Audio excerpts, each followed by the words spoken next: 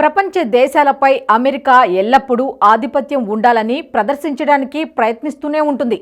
పశ్చిమాసియా దేశాల్లో యుద్ధ వాతావరణానికి, రష్యా ఉక్రెయిన్ మధ్య యుద్ధానికి కారణం అమెరికానే అనేది కాదనలేని సత్యం. ఆ దేశ కరెన్సీ ప్రపంచాన్ని శాసిస్తుండడం వల్లే ప్రపంచంలో ఇన్ని సమస్యలు. అందుకే ప్రపంచమంతా డాలరైజేషన్ వైపు చూస్తోంది. కానీ అది కార్యరూపం దాల్చడం లేదు. ఇందుకోసం బ్రిక్స్ దేశాలు ప్రయత్నాలు చేస్తున్నా ముందడుగు పట్టడం లేదు. కానీ మొదటిసారిగా రష్యా ఈ విషయంలో సంచలన నిర్ణయం తీసుకుంది. విదేశీ చెల్లింపుల కోసం బిట్కాయిన్ను ఆశ్రయించింది. డాలర్కు ప్రత్యామ్నాయంగా కొత్త చెల్లింపుల టెక్నాలజీని అభివృద్ధి చేయాల్సిందే అని పుతిన్ ఖరాఖండిగా చెబుతున్నారు. అప్పటి వరకు వీలైనంత ఎక్కువగా తాము బిట్కాయిన్లతోనే చెల్లింపులు చేస్తామని ప్రకటించారు. డాలర్ వంటి విదేశీ కరెన్సీని ప్రపంచ దేశాలు నిల్వ ఉంచుకోవడం అవసరమా అని ప్రశ్నించారు. ప్రస్తుతం పుతిన్ ఈ నిర్ణయం తీసుకోవడానికి అమెరికా ఆధిపత్యమే ప్రధాన కారణం. రష్యా ఉక్రెయిన్ యుద్ధం మొదలైనప్పటి నుంచి అమెరికా రష్యాపై ఆర్థిక ఆంక్షలు విధించింది. విదేశీ చెల్లింపుల కోసం అమెరికా డాలర్ను ఉపయోగించుకోకుండా నిషేధించింది. స్విఫ్ట్ విధానాన్ని తొలగించడం ద్వారా రష్యా దగ్గర నిల్వ ఉన్న టన్నుల కొద్దీ విదేశీ మార్గం ఉపయోగానికి పనికి రాకుండా పోయింది. దీంతో అప్పటి నుంచి రష్యా తన వాణిజ్యానికి రూబుల్నే ఉపయోగిస్తోంది. భారత్తోనూ రూబుల్ ట్రేడింగ్ కోసం ఓస్ట్రో ఖాతాలను తెరిచింది. దీంతో పాటు చైనాకు చెందిన యువాన్లలోనూ కొన్నిసార్లు చెల్లింపులు చేసింది. రష్యా ఉక్రెయిన్ యుద్ధంలో రష్యాది తప్పేమీ లేదని విశ్లేషకులు చెబుతున్నమాట. ఉక్రెయిన్ పదే పదే నాటో కూటమిలో చేరడానికి ప్రయత్నించడంతో అది తన దేశ భద్రతకు ప్రమాదమని రష్యా భావించింది. నాటో కూటమిలో చేరితే అమెరికా బలగాలు రష్యా సరిహద్దుకు చేరుకుంటుంది. దీంతో రష్యా భద్రతకు ముప్పు వాటిల్లుతుంది. ఈ కారణంగానే ఉక్రెయిన్పై సైనిక చర్యకు దిగింది రష్యా. అయితే దీన్ని అమెరికా ఆసరాగా చేసుకుంది. ఇదే అదునుగా చూసుకుని రష్యాపై ఆంక్షలు విధించింది. ఒకటి కాదు, రెండు కాదు, ఏకంగా 5,000 పైచిలుకు ఆంక్షలు విధించిందంటే అమెరికా ఎంత ఆధిపత్య ధోరణితో ఉందో అర్థం చేసుకోవచ్చు. ఇదే సమయంలో డాలర్ను ఉపయోగించుకోకుండా ఆంక్షలు విధించడంతో రష్యా తన డబ్బును తానే ఉపయోగించుకోలేని పరిస్థితి ఏర్పడింది. ఈ పరిస్థితి కేవలం రష్యాకు మాత్రమే ఏర్పడింది అని అనుకుంటే పొరపాటే. భవిష్యత్తులో ఏ రెండు దేశాల మధ్య యుద్ధం జరిగినా అమెరికా ఇదే ధోరణిలో వ్యవహరించే అవకాశం లేకపోలేదు. అందుకే ముందు జాగ్రత్తగా ప్రపంచ దేశాలు డాలరైజేషన్ వైపు చూస్తున్నాయి. దీనికి బ్రిక్స్ దేశాలు ఇప్పటికే ప్రయత్నాలు ప్రారంభించాయి.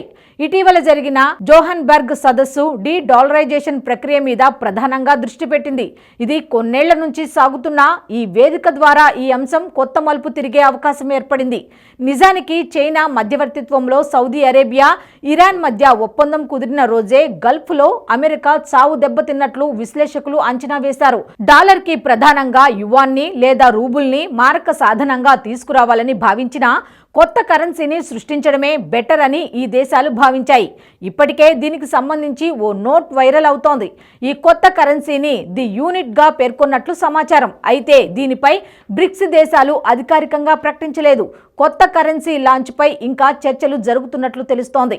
రష్యాలో జరిగిన బ్రిక్స్ సమావేశంలో ప్రత్యామ్నాయ అంతర్జాతీయ పేమెంట్ సిస్టమ్ అవసరాన్ని పుతిన్ నొక్కి చెప్పారు. దీంతో డాలరైజేషన్ పై చర్చ మొదలైనట్లు తెలుస్తోంది. ప్రపంచ దేశాలపై డాలర్ ఆధిపత్యం పెరగడం మొదటి ప్రపంచ యుద్ధం నుంచే స్టార్ట్ అయింది. అమెరికా ఫెడరల్ రిజర్వ్ 1913లో ఏర్పడింది. ఇప్పుడున్న అమెరికా డాలర్ మొదటిసారి 1914లో ప్రింట్ అయింది. అప్పుడే అమెరికా ఆర్థిక వ్యవస్థ బ్రిటన్ ఆర్థిక వ్యవస్థ పరిమాణాన్ని దాటింది. అప్పటికి ప్రపంచవ్యాప్తంగా బ్రిటిష్ పౌండ్లలో బదిలీలు, చెల్లింపులు జరుగుతుండేవి.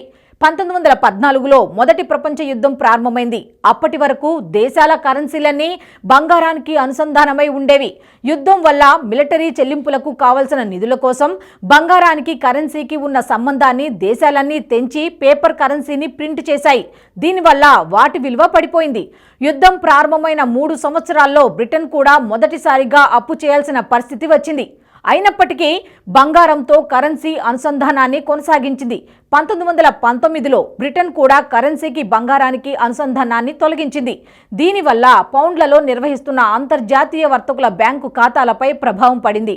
అప్పటి నుంచి పౌండ్ స్థానాన్ని డాలర్ భర్తీ చేసింది. దీనితో ప్రపంచ దేశాలకు అమెరికా అప్పులివ్వగలిగింది. రెండో ప్రపంచ యుద్ధంలో కూడా అమెరికా ఆలస్యంగా ప్రవేశించింది. యుద్ధం ప్రారంభించడానికి ముందు వివిధ దేశాలకు ఆయుధాలు, ఇతర వస్తువులను సరఫరా చేసింది. దీనికి బంగారం రూపంలో చెల్లింపులు తీసుకుంది. యుద్ధం ముగిసేసరికి అమెరికా వద్ద భారీ బంగారం నిల్వలు ఉన్నాయి. బంగారం నిల్వలు తగ్గిపోయిన దేశాలన్నీ అమెరికా డాలర్నే ప్రామాణిక కరెన్సీగా తీసుకున్నాయి. ఇక అన్ని దేశాలకు ప్రయోజనం కలిగే విధంగా విదేశీ మారక ఎక్స్చేంజి ఉండేందుకు ఒక వ్యవస్థను తయారు చేయటం కోసం 1944లో 44 మిత్ర దేశాల ప్రతినిధులు అమెరికాలో బ్రెట్టన్ వుడ్స్లో సమావేశమయ్యాయి. ఇందులో ఆయా దేశాల కరెన్సీలను బంగారానికి కాకుండా అమెరికా డాలర్కు అనుసంధానించాలని నిర్ణయించారు. బ్రెట్టన్ వుడ్ అగ్రిమెంటుగా పిలుస్తున్న ఈ ఒప్పందం ప్రకారం దేశాల కేంద్ర బ్యాంకులు అమెరికా డాలర్తో ఒక నిర్ణీత ఎక్స్చేంజ్ రేటును ఉంచాలి. అమెరికా డాలర్ల ద్వారా బంగారాన్ని తీసుకోవచ్చు.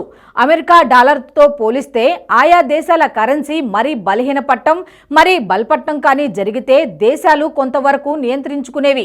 ఈ విధంగా ప్రపంచ దేశాలన్నీ అమెరికా డాలర్ను ప్రామాణికంగా తీసుకోవడం ప్రారంభించినప్పటి నుంచి ఆయా దేశాలపై అమెరికా ఆధిపత్యం పెరిగిపోయింది.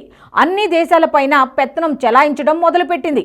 అంతర్జాతీయ విపణిలో అనేక వస్తువుల అమ్మకాలు కొనుగోళ్లు డాలర్లలోనే కొనసాగడంతో ప్రపంచ ఆర్థిక వ్యవస్థపై అమెరికాకు ఆధిపత్యం దక్కింది. డాలర్కు గిరాకీ పెరిగిపోవడంతో ఇతర దేశాల కరెన్సీలతో పోలిస్తే దాని విలువ అమాంతం పెరిగిపోయింది. అందరికీ డాలర్లు అవసరం కావడంతో దానినే తన ఆయుధంగా మలుచుకునే సౌలభ్యం అమెరికాకు లభించింది. ఉక్రెయిన్ యుద్ధం వల్ల రష్యా మీద అమెరికా ఆర్థిక ఆంక్షలు విధించడం డాలర్ ఆయుధీకరణకు నిదర్శనం.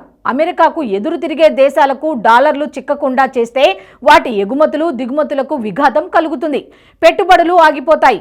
డాలర్తో పోలిస్తే ఆ దేశాల కరెన్సీ విలువ పడిపోయి విదేశీ రుణాలపై అసలు వడ్డీ చెల్లింపు మోయలేని భారం అవుతుంది. చైనాపై అమెరికా వాణిజ్య యుద్ధం కూడా డాలర్ ఆధిపత్యానికి మరో కోణమే. దీన్ని సహించని రష్యా చైనాలు డాలర్కు ప్రత్యామ్నాయంగా స్థానిక కరెన్సీలలోనే లావాదేవీలు జరపాలని నిశ్చయించాయి. అయితే డీడాలరైజేషన్ అంత సులువు కాదని విశ్లేషకులు చెబుతున్నమాట. ప్రపంచంలో చాలా దేశాలు ఇప్పటికీ అమెరికాపైనే ఆధారపడుతున్నాయి. ఆ దేశాన్ని ఎదిరించే పరిస్థితి చిన్న దేశాలకు లేదు. అమెరికా కన్నెర్ర చేస్తే చిన్న దేశాలు అతలాకుతలం అవుతాయి. ఇప్పటికే డీడాలరైజేషన్ పట్ల ట్రంప్ సైతం హెచ్చరించారు. డాలర్కు ప్రత్యామ్నాయంగా ఉమ్మడి కరెన్సీని రూపొందిస్తే ఆయా దేశాల దిగుమతులపై 100% ట్యాక్స్ విధిస్తామని హెచ్చరించారు. డాలర్కు ప్రత్యామ్నాయం తీసుకొచ్చినా డాలర్ విలువ తగ్గించాలని ప్రయత్నించినా తాము చూస్తూ ఊరుకోబోమని అన్నారు. అంతర్జాతీయ వాణిజ్యంలో అమెరికా డాలర్ను బ్రిక్స్ దేశాలు రీప్లేస్ చేసే ఛాన్సే లేదని స్పష్టం చేశారు. డీడాలరైజేషన్లో ప్రపంచ దేశాలు ఇప్పటికిప్పుడు సంచలన నిర్ణయాలు తీసుకొని అమెరికాతో తగువులాడాలని భావించడం లేదు. అందుకే మెల్లిమెల్లిగా పావులు కదుపుతున్నాయి. ప్రస్తుతానికి రష్యాకు మాత్రమే అమెరికాతో ప్రత్యక్ష వైరి ఉండటంతో ఆ దేశం బిట్కాయిన్ రూపంలో చెల్లింపులు జరుపుతోంది. భారత్ కూడా రూపాయల్లో చెల్లింపులు జరపడానికి ప్రయత్నాలు చేస్తోంది. చాలా దేశాలకు రూపాయల్లోనే చెల్లింపులు చేస్తోంది. కానీ డీడాలరైజేషన్ పూర్తి స్థాయిలో జరగాలంటే మాత్రం కనీసం 3 దశాబ్దాలు పడుతుందని ఆర్థిక రంగ నిపుణులు అంచనా వేస్తున్నారు.